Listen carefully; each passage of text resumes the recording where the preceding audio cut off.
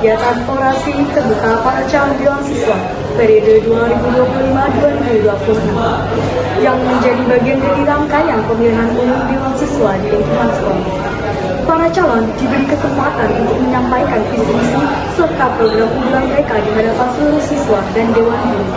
Kegiatan ini bertujuan untuk menumbuhkan semangat demokrasi serta melatih kepemimpinan sejak dini. Saat ini sudah ada rekan saya yang akan melaporkan langsung di tempat.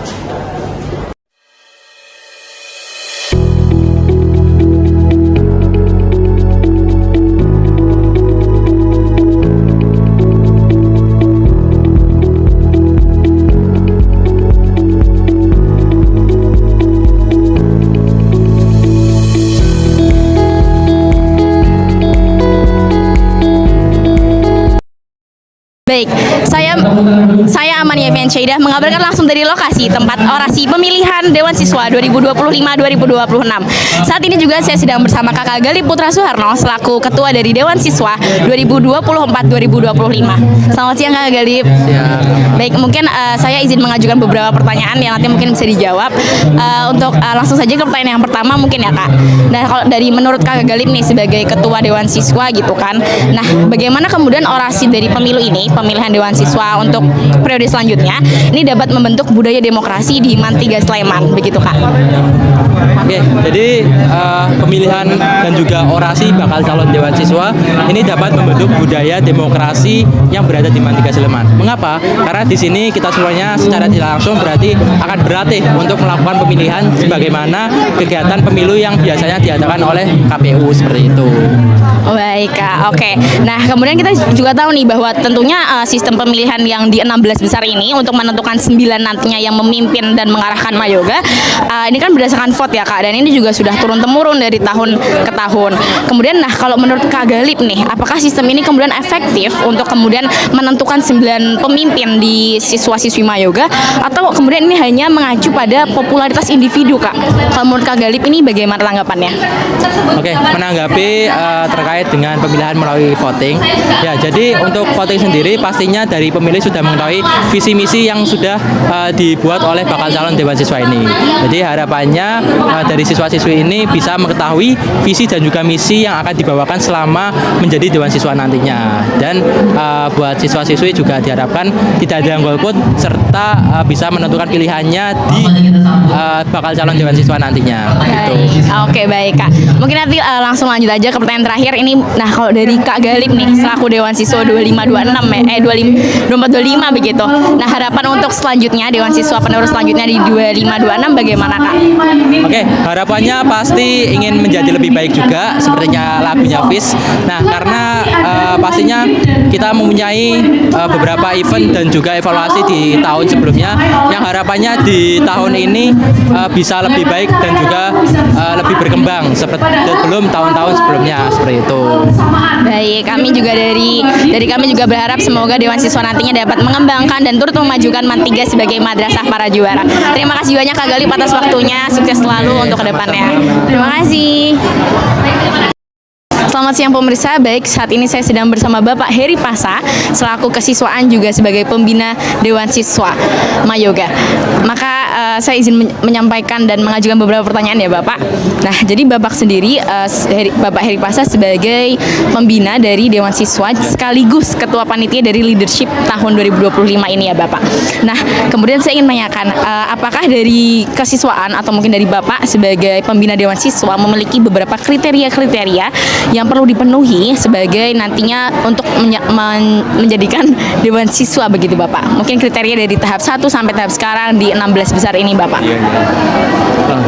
Yang pertama kami ucapkan terima kasih pada rekan-rekan pers Mayoga, suatu kebanggaan bagi kami. Anda sudah meliput mewakili seluruh siswa Mantiga Sleman. Sebagaimana kita ketahui memang proses regenerasi itu harus kita lakukan mulai dari awal, tahap awal sampai nanti akhir. Toh nanti yang menjadi Dewan Siswa juga hanya satu periode. Kenapa hanya satu periode? Karena yang kita pilih ini memang anak-anak atau siswa-siswa yang terbaik dari yang ada. Jadi Jadi mereka nanti kita berikan amanah di kelas 11. Nah, secara otomatis ini kan mereka sudah naik kelas, sudah beralih ke kelas 12. Tidak mungkin kan kita berikan job lagi sehingga nanti sampai mereka lulus, nggak mungkin. Jadi harus regenerasi lagi. Kita terapkan kriteria pada calon-calon dewa baru ini periode 2025-2026. Yang pasti yang pertama adalah menjadi teladan bagi yang lain. Karena sebagaimana kita ketahui memang dewa ini hanya terdiri dari 9 kan. Itu ada ketua, sekretaris, bendahara dan juga dewa-dewa yang lain. Itu memang yang utama kita menekankan pada karakter. Jadi bisa membawa nanti nama baik madrasah dan bisa menjadi contoh dari semua siswa. Selain kedua, mereka nanti juga kita harapkan bisa berprofesional dalam bidangnya. Meskipun nanti dalam pelaksanaannya itu dibantu oleh BPH unit kegiatan. Dan kita tahu sendiri hanya ada 9. Nggak mungkin kalau 9 membawai semuanya kan berat. Itu juga dibantu. Kiranya itu Mbak. Ada 2 opsi ya tadi ya. Yang pertama menjadi teladan bagi yang lain. Yang kedua profesional di bidangnya. Nah, seperti itu. Baik Bapak, terima kasih. Mungkin untuk bisa lanjut ke pertanyaan selanjutnya ya Bapak. Nah, pertanyaan selanjutnya ini sebagaimana yang kita ketahui bahwa Dewan Siswa ini kan berjumlah 9 orang. Dewan Siswa ini sebagai OSIS dari MAN 3 Sleman. Sebagaimana kita ketahui bahwa OSIS ini organisasi siswa intrasekolah di sekolah-sekolah lain itu jumlahnya cukup banyak Bapak, seperti 20 atau mungkin 30. Nah, menurut Bapak nih dengan Dewan Siswa atau OSIS di MAN 3 Sleman dengan jumlah 9, apakah cukup efektif untuk mengarahkan siswa-siswi dan kemudian memajukan MAN 3 Sleman Bapak? Ya. Begitu. Terima kasih. Pertanyaan sangat menarik ya Mbak ya. Memang kalau kita bandingkan OSIS di sekolah lain itu banyak, ada 20 sampai 30. Kenapa kita di sini hanya ada 9 dewa atau 9 OSIS? Kita memang mengacu pada 9 wali songo ya di situ. Hanya saja nanti dalam pelaksanaannya 9 dewa ini kan dibantu oleh 9 unit kegiatan. Nah, ada dewa keolahragaan, nanti dia bekerja sama dengan Persoma. Kemudian ada dewa bagian lingkungan hidup. Nah, dia nanti akan kerjasama dengan BPH Palamaka dan juga MJRD. Jadi seperti itu, ada kolaborasi. Memang kalau secara struktural dewa itu hanya ada 9, tetapi kalau kita jabarkan lagi ke bawah itu ada banyak. Ada BPH unit kegiatan dan setiap BPH unit kegiatan ada ketua, sekretaris, bendahara dan ada anggota. Itulah sebenarnya BPH itu adalah bagian dari OSIS MAN 3 Sleman. Hanya saja di sini kita namakan BPH unit. Nah, dan nanti di BPH unit kegiatan itu dia kan jabat, tahun sebelumnya jabat. Harapannya nanti di tahun setelahnya mereka akan maju menjadi dewa. Itulah nanti yang akan mewakili aspirasi dari bawah. BPH ini punya aspirasi nanti bisa dititipkan ke dewanya. Seperti itu. Nah, itulah nanti yang akan disampaikan ke kami guru-guru sehingga nanti aspirasi dari Anda bisa kita realisasi. Sudah? Baik Bapak, terima kasih banyak Bapak untuk kesempatan yang sangat berharga ini. Mungkin kami juga berharap ke depannya Dewan Siswa dapat menampung aspirasi kami sebagai siswa dan turut memajukan Mayoga. Mungkin begitu. Juga kolaborasi untuk semuanya juga ya. Baik saling Bapak. bekerja sama. Iya, baik Bapak, terima kasih banyak. Kami pamit undur diri. Terima kasih Bapak.